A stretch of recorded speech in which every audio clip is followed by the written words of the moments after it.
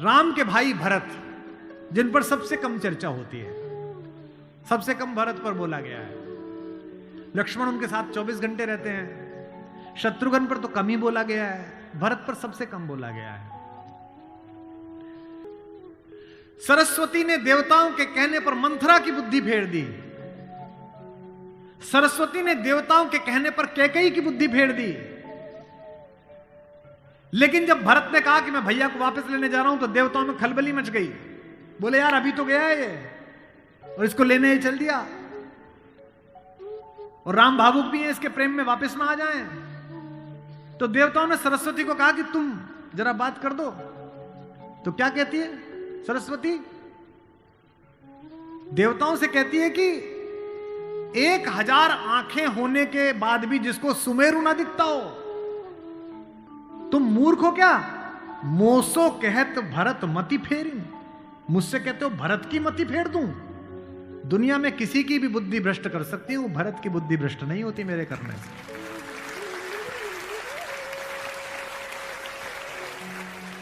भरत जब भैया को ढूंढते हुए निकले तो पूरे खानदान को लेकर निकले।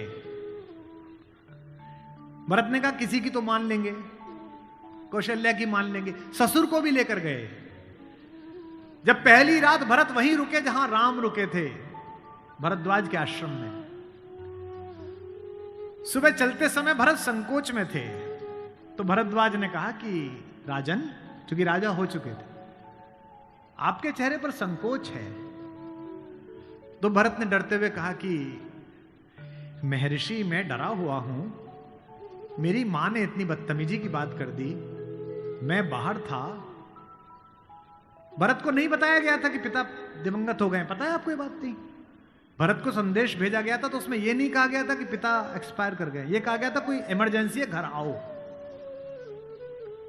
अयोध्या के बाहर नंदीग्राम में इनके पूर्वजों का एक मंदिर था, जहां इनके पूर्वजों की प्रतिमाएं लगी हुई थी, मानधाता की, दिलीप की, रघु की, अज की, नहुष की।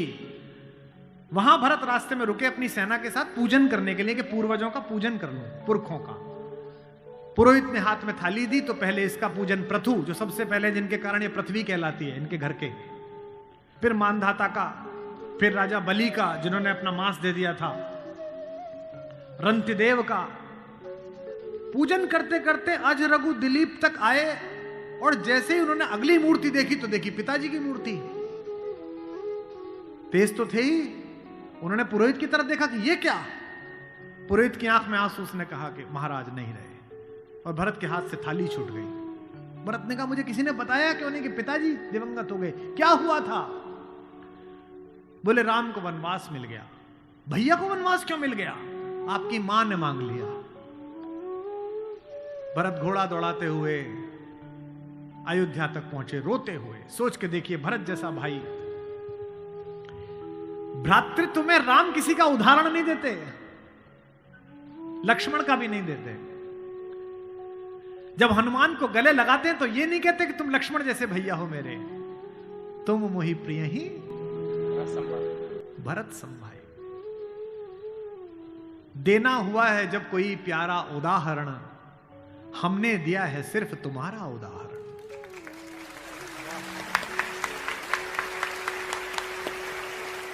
तो भरद्वाज से भरत ने पूछा कि भैया मुझे माफ तो कर देंगे ना?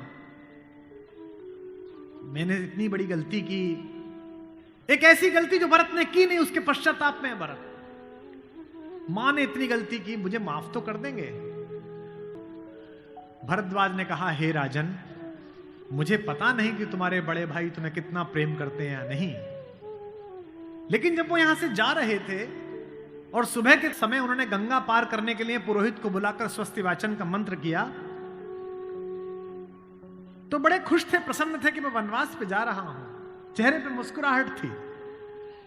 लेकिन पुरोहित ने हाथ में जल दिया, और जैसे ही पुरोहित के मंत्रों के बीच में निकला कि जम्बू द्वीपे भरत खंडे, और जैसे ही भरत सुना, राम के हाथ से जल गिर गया और वो जमीन पर गिर पड़े और हाय भरत चिल्लाने लगे, इतना प्रेम तुम्हें राम करते हैं।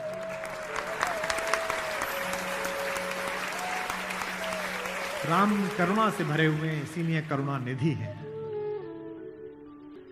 इसीलिए कहता हूं कि इस कहानी से पॉलिटिक्स सीखिए, इस कहानी से स्ट्रेटेजी सीखिए, इस कहानी से ह्यूमन वैल्यूज सीखिए, फैमिली वैल्यूज सीखिए। और जो राजनीति में लोग काम करते हैं उनसे भी अनुरोध है कि सदा जनता की भावनाएं ही सत्य नहीं होती।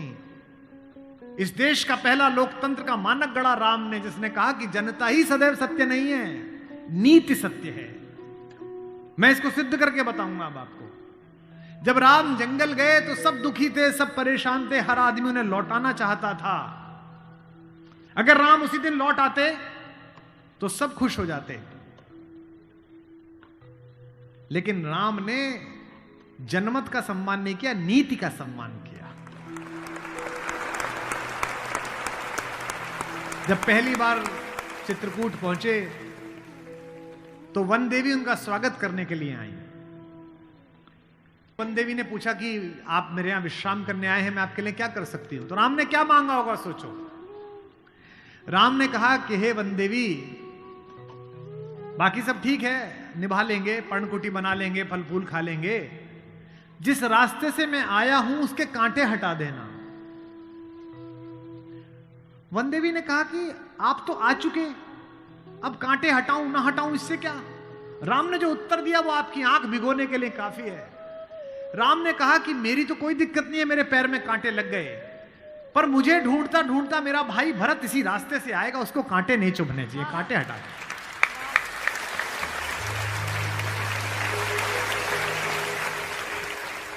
तो वन देवी को जिज्ञासा हुई।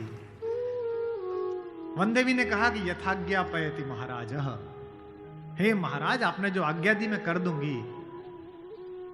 एक छोटी सी मेरी जिज्ञासा है,